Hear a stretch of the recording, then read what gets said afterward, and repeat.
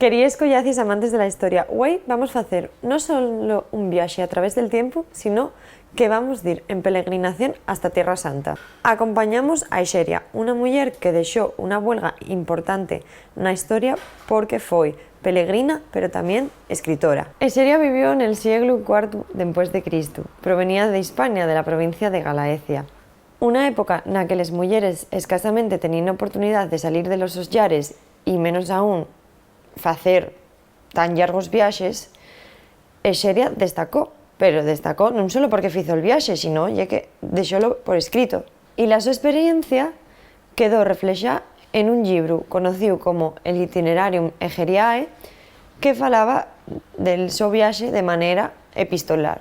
Ella iba escribiendo cartuques y contábanos por los lugares que iba pasando. La súa obra lle un testimonio importante de las tradiciones religiosas, costumes y de la vida cotidiana de los lugares que iba visitando. Y el seu viaje foi más o menos tal que así. Primero cruzó Galia y el norte de Italia, después agarró un barco y cruzó el mar Adriático. Sobre el 381 llegó a Constantinopla y de ahí partió para Jerusalén. Por camino pues también visitó Jericó, Nazaret, entre otros.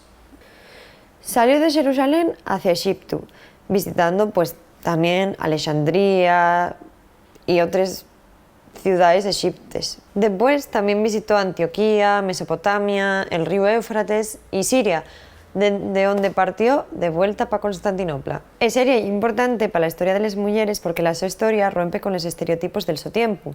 En una sociedad donde las voces de las mujeres yeren callaes, ella dedicóse a escribir el su relato y la súa historia a través de un viaje que fizo a Tierra Santa.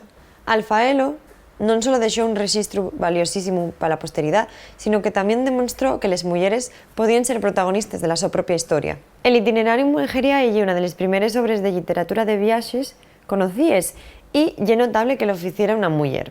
El seu relato é un testimonio de la capacidad de las mujeres para compartir la sabiduría con el resto de nosotros. Y pues nada, no vos tengo nada más que decir de Exeria. Espero que vos ya se haya prestado y vémonos en el próximo.